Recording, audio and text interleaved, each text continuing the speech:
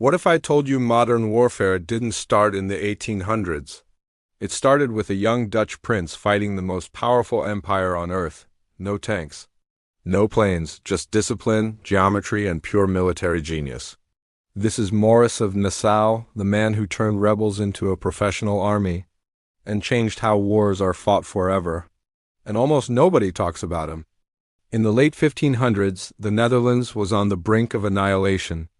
Spain, rich, ruthless, unstoppable, controlled Europe's greatest army. The Dutch, a fractured rebellion. Poorly trained militias, outgunned, outnumbered, outmatched, and standing between survival and extinction. Was Maurice of Nassau just 20 years old? Most expected him to fail. Spain expected an easy victory. They were wrong. Maurice wasn't a flashy conqueror. He didn't scream speeches or chase glory. He studied ancient Roman manuals, classical formations, mathematics, engineering. While other generals relied on bravery, Maurice relied on precision.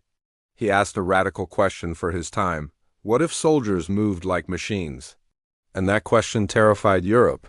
Maurice completely rebuilt the Dutch army from the ground up. Standardized drills, exact marching distances, coordinated volley fire, officers trained like engineers, soldiers paid regularly. This wasn't an army of nobles and mercenaries. It was a system. For the first time in European history, an army fought like a calculated instrument, not a mob with weapons. Spain had experience. Maurice had science. When Spanish commanders faced Maurice, they were confused. The Dutch moved faster, reloaded faster, formed and reformed under fire. At battles like Nieuport, Maurice proved something shocking. Discipline could defeat numbers. Spain still had power. But now, for the first time, they had an equal. And slowly, city by city, fortress by fortress, the impossible happened. The Dutch began to win.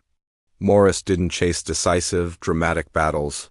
He waged a cold, methodical war, sieges, supply lines, engineering precision. It wasn't romantic, but it was devastatingly effective.